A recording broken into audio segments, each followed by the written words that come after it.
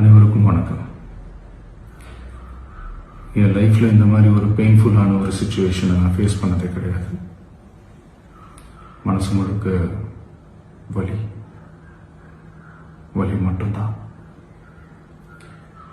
இந்த சுற்றுப்பயணத்தில் என்னென்ன மக்கள் பார்க்க வராங்க, அதுக்கு ஒரே ஒரு காரணம் தான், அவங்க என் மேலே வச்சிருக்கிற அன்பும் பாசம்.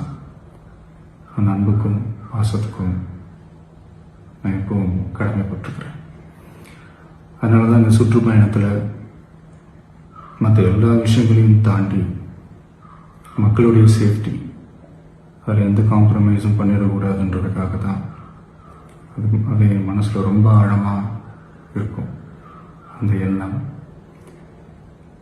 அதனால தான் இந்த அரசியல் காரணங்கள் எல்லாத்தையும் தவிர்த்துட்டு ஒதுக்கி வச்சுட்டு மக்களுடைய சேஃப்டி மட்டும் மைண்டில் வச்சுக்கிட்டு அதுக்கான இடங்களை சூஸ் பண்ணுறது, அதுக்கான இடங்களை பார்த்து பெர்மிஷன் கேட்கறது, போலீஸ் டிபார்ட்மெண்ட்டில் அதை ரிக்வெஸ்ட் பண்ணி கேட்போம்.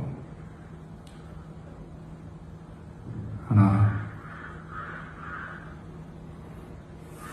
நடக்கக்கூடாதது நடந்துருச்சு. நானும் மனுஷன் தானே. அந்த நேரத்தில் அத்தனை பேர் பாதிக்கப்பட்டு இருக்கும்போது எப்படி அந்த ஊரை விட்டுட்டு என்னால் கிளம்பி வர முடியும்? நான் திரும்ப அங்கே போகணும்னு இருந்துச்சுன்னா அதை ஒரு காரணம் காட்டி அங்கே வேறு சில பதட்டமான சுச்சுவேஷன்ஸ், வேறு சில அசம்பாவிதங்கள் அந்த மாதிரி எதுவும் நடந்துடக்கூடாதுன்றதுக்காக தான் நான் அவாய்ட் பண்ணேன்.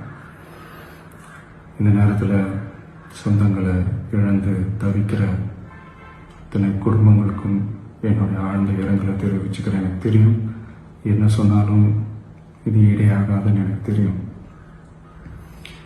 ஹாஸ்பிட்டலில் ட்ரீட் பண்ணிகிட்ருக்கிற எல்லாருமே சீக்கிரமாக க்யூர் ஆகி வரணுன்றதை இந்த நேரத்தில் நான் வேண்டிக்கிறேன். கூடிய சீக்கிரமே உங்கள் எல்லாரையும் நான் சந்திக்கிறேன்.